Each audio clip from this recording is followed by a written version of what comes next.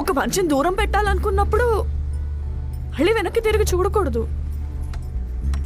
కలుద్దామని మెసేజ్ చేయగానే వచ్చేసా.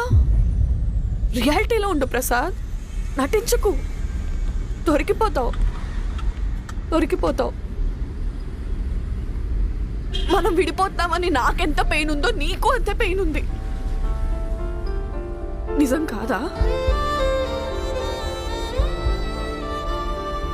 నా పెళ్ళి ఊరేగింపులో నువ్వు డాన్స్ చేస్తే నేను చప్పట్లు కొడుతూ కూర్చుంటున్నా.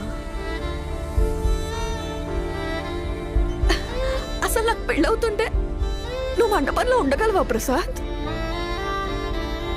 ఎందుకు ప్రసాద్ మనం ఇలా అయిపోయాం? ఎందుకు? ఎవరినో పెళ్లి చేసుకొని దేశం దాటి వెళ్ళిపోతే అక్కడ లగ్జరీ లైఫ్ ఉంటుందేమో,